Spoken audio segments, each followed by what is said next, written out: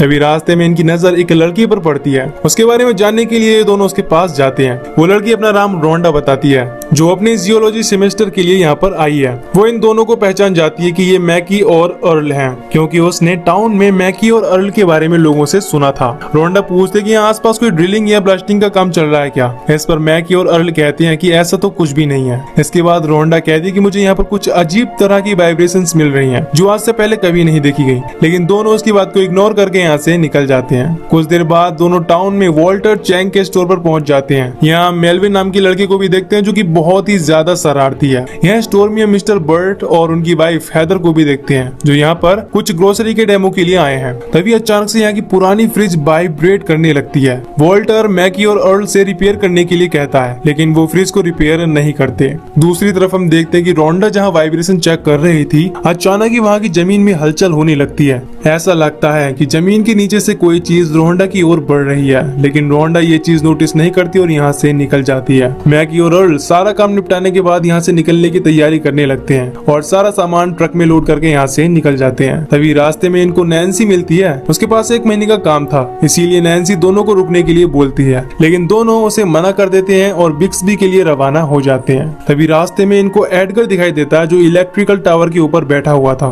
दोनों उसे नीचे आने के लिए बोलते हैं, लेकिन जब एडगर इनको रिस्पॉन्स नहीं करता तो मैकी उसके पास जाता है। मैकी देखता है कि एडगर अब मर चुका है। इसके बाद दोनों एडगर को डॉक्टर के पास ले जाते हैं। चेक करने के बाद डॉक्टर बताता है कि एडगर की मौत 4 दिनों तक प्यासे रहने की वजह से हुई है। ये सुनकर ये दोनों सोच में पड़ जाते हैं कि एडगर उस टावर पर 4 दिनों तक क्यों बैठा रहा। इसके बाद हम फ्रेड नाम की एक चरवाहे को देखते हैं। फ्रेड नोटिस करता है कि उसकी भेड़ें डरी हुई हैं। तभी अचानक से कोई चीज फ्रेड को जमीन के नीचे खींच लेती है और उसको मार देती है। कुछ देर बाद अर्ल और मैकी यहाँ से गुजरते हैं और सभी भेड़ों को मरा देखकर परेशान हो जाते हैं। इसके बाद ये लोग फ्रेड को खोजने लगते हैं। तभी इनको जमीन पर पड़ी फ्रेड की कैप दिखाई देती है। मैकी जैसे ही टोपी उठाता है तो उसके नीचे फ्रेड का कटा हुआ सर मिलता है। ये देखकर दोनों यहाँ से भाग जाते हैं। रास्ते में इनको 2 कंस्ट्रक्शन वर्कर मिलते हैं और इनको वार्न करता है कि यहाँ कोई साइको किलर घूम रहा है, जो लोगों का सर काट रहा है। लेकिन वर्कर उसकी बात को सीरियसली नहीं लेते और अपना काम करने लग जाते हैं। तभी अचानक से इनकी मशीन नीचे किसी चीज में फंस जाती है और खून निकलने लगता है। वो चीज जब भागती है तो वर्कर के पैर में वायर फंस जाती है।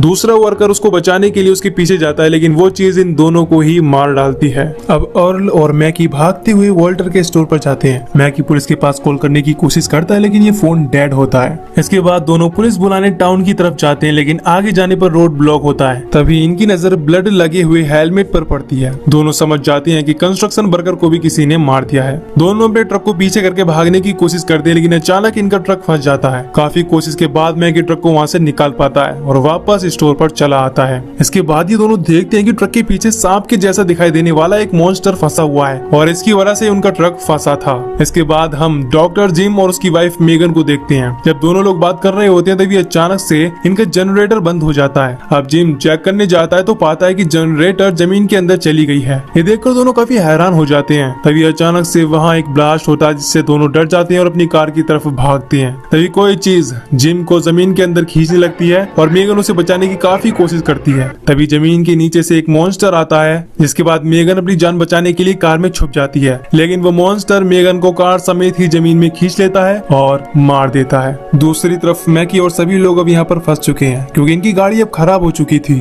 जिससे हेल्प लेने के लिए अब टाउन भी नहीं जा सकते थे। लेकिन तभी इनको वॉल्टर के घोड़ों के बारे में याद आता है। इसके बाद दोनों कुछ हथियार के साथ हेल्प खोजने निकल जाते हैं। दोनों डॉक्टर जिम के ठिकाने पर पहुंचते हैं और नोटिस करते हैं कि जिम की कार गायब है। तभी इनकी नजर जमीन में धसी कार पर पड़ती है। दोनों समझ जाते हैं कि यहाँ पहुँचने में देर हो चुकी है। अब दोनों यहाँ से भागना शुरू करते हैं। तभी अचानक से रास्ते में एक मॉन्स्टर आकर घोड़े को जमीन के अंदर खींचने लगता है। जब मैगी उस पर गोलियां चलाता है तो वो नीचे चला जाता है। तभी अचानक से इनके नीचे से एक बहुत ही बड़ा मॉन्स्टर बाहर आता है। इसे देखकर इन दोनों की हालत खराब हो जाती है। अब जान बचाने के लिए दोनों पूरी रफ्तार से भागते हैं। मॉन्स्टर भी अपनी पूरी स्पीड के साथ इनका पीछा करने लगता है। तभी इनके सामने कंक्रीट की एक नहर आती है। दोनों इसे पार करने की कोशिश करते हैं, लेकिन पार नहीं कर पाते। अब जैसे ही वो मॉन्स्टर फुल स्पीड के साथ दीवार से टकराता आता है तो उसकी मौत हो जाती है। मॉन्स्टर को मरा हुआ देख अर्ल और मैगी काफी खुश हो जाते हैं। इनका पीछा करते हुए रोंडा भी यहाँ पर पहुंच जाती है और इतने बड़े मॉन्स्टर को देखकर काफी हैरान हो जाती है। वो कहती है कि ये चीज इस सेंचुरी की सबसे बड़ी डिस्कवरी हो सकती है। इसके बाद वो अपनी प्रीवियस रीडिंग की कुछ टेस्ट दिखाती है और कहती है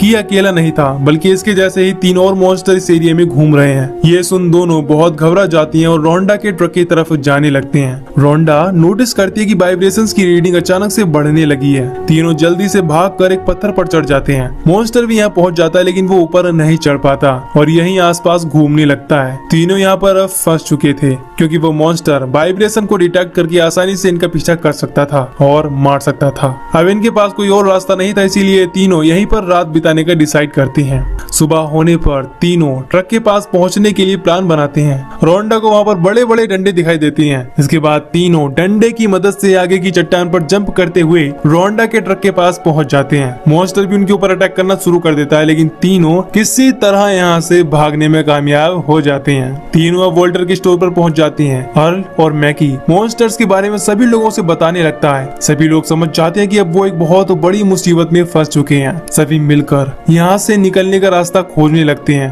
रोंडा बताती है कि वो मॉन्स्टर केवल हल्की जमीन में ही मूव कर सकती हैं, इसीलिए हम लोग माउंटेन के रास्ते से जाएंगे। सभी को ये आइडिया पसंद आता है क्योंकि वो मॉन्स्टर चट्टानों को डिग नहीं कर सकते थे। अब मेलविन जब बाहर खेल रहा होता है तो एक मॉन्स्टर उस पर अटैक कर देता है। सभी लोग उसकी आवाज को सुनकर बाहर आते हैं और देखते हैं कि मेलविन पोल पर चढ़ा है। तभी अचानक से वो मॉन्स्टर इनके सामने आ जाता है। इतने बड़े मॉन्स्टर को देखकर सबकी हालत खराब हो जाती है। सभी अपनी जान बचाने के लिए भागकर स्टोर के अंदर चले जाते हैं लेकिन इन सभी खतरों से अनजान मिंडी बाहर खेल रही थी। उसकी हलचल से मॉन्स्टर उसकी तरफ जाने लगता है लेकिन मैकी उसे किसी तरह बचा ही लेता है। इसके बाद मॉन्स्टर मैकी पर अटैक कर देता है। वो अपनी जान बचाने के लिए ट्रक के ऊपर चढ़ जाता है। तभी अर्ल और रोंडा देखते हैं कि यहाँ पर एक और मॉन्स्टर आ चुका है। अपनी जान बचाने के लिए दोनों यहाँ से भागते हैं। तभी रोंडा का पैर कटीले तार में फंस जाता है और वो नीचे गिर जाती है। मॉन्स्टर रोंडा को अपनी तरफ खींचने लगता है लेकिन तभी मैकी यहाँ आता है और रोंडा को अपनी पैंट उतारने बोलता है। इससे कटीला तार उसके पैर से निकल जाता है और ये दोनों भागकर स्टोर के अंदर चले जाते हैं। अब मैकी रोंडा के जख्मी पैरों पर बैंडेज लगाता है और मैकी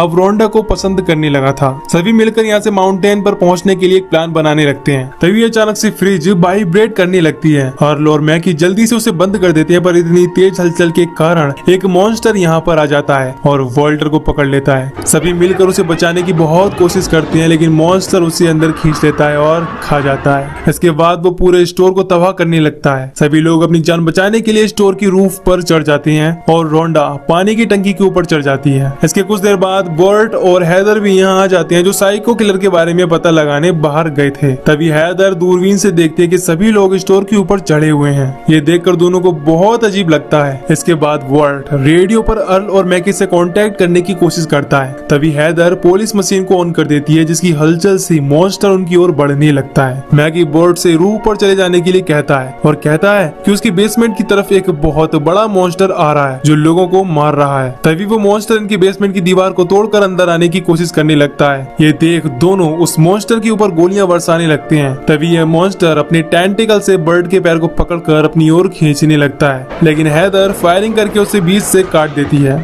अब दोनों मिलकर उस पर बुरी तरह से फायरिंग करने लगती हैं और कुछ ही देर में उस मॉन्स्टर को वहीं पर ढेर कर देते हैं। इसके बाद ये दोनों भी अपनी रूफ पर चढ़ जाते हैं। इधर मॉन्स्टर के मरने की खबर से सभी लोग काफी खुश हो जाते हैं लेकिन खतरा अभी भी टला नहीं था क्योंकि अभी भी 2 मॉन्स्टर घूम रहे थे। कुछ देर बाद वो मॉन्स्टर बिल्डिंग की फाउंडेशन को तोड़ने लगता है। सभी लोग काफी हैरान होते हैं। तभी नेस्टर जिस ट्रेलर पर खड़ा होता है वहाँ पर एक और मॉन्स्टर आ जाता है और ट्रेलर को पलट देता है जिससे नेस्टर नीचे गिर जाता है और अगले ही पल वो मॉन्स्टर उसे जमीन के अंदर खींच कर ले जाता है। ये देखकर सभी लोग बहुत दुखी हो जाते हैं। इनको रियलाइज हो जाता है कि उनको ये टाउन छोड़ना ही पड़ेगा। इसके बाद अर्ल, मैगी और मिगेल बुलडोजर की हेल्प से सभी लोगों को यहाँ से निकालने का एक प्लान बनाते हैं क्योंकि उसका वजन 30 टन है और वो मॉन्स्टर शायद ही उसको नुकसान पहुंचा पाएगा। लेकिन बुलडोजर इनसे काफी दूर था और वहां तक पहुंचने से पहले ही मॉन्स्टर इनको खत्म कर सकते थे। अब यहाँ मिगेल मॉन्स्टर को डिस्ट्रैक्ट करने के लिए वॉल्टर की मिनी ट्रैक्टर को स्टार्ट कर देता है और रास्ते की तरफ मोड़ देता है। उसकी आवाज सुनकर मॉन्स्टर उसके पीछे जाने लगता है। मौका पाकर मैकी बुलडोजर की तरफ भागता है लेकिन बदकिस्मती से ट्रैक्टर बीच में ही पलट जाता है। इसके बाद मॉन्स्टर ट्रैक्टर को छोड़कर मैकी का पीछा करने लगते हैं लेकिन मैकी एक जगह पर बिल्कुल शांत खड़ा हो जाता है और इस तरह वो खुद को बचा लेता है। मॉन्स्टर को डिस्ट्रैक्ट करने के लिए रोंडा पानी की टंकी वाले बड़े पाइप को तोड़ देती है और पानी गिरने की आवाज सुनकर मॉन्स्टर यहाँ पर आ जाता है। इसके बाद मैकी बुलडोजर में एक सेमी ट्रेलर जोड़कर स्टार्ट कर देता है। इसमें एक एक करके सभी लोग बैठने लगते हैं। वो मॉन्स्टर बुलडोजर को रोकने की बहुत कोशिश करते हैं, लेकिन भारी वजन होने की वजह से उसे रोकने में नाकामयाब हो जाते हैं। इधर बर्ट और हैदर मॉन्स्टर से निपटने के लिए पाइप बॉम्ब बना लेते हैं और बुलडोजर में बैठ जाते हैं। सभी लोग धीरे धीरे आगे बढ़ने लगते हैं। इनको लगता है कि मॉन्स्टर से इनका पीछा छूट गया है, लेकिन अब मॉन्स्टर भी समझदार हो गया था।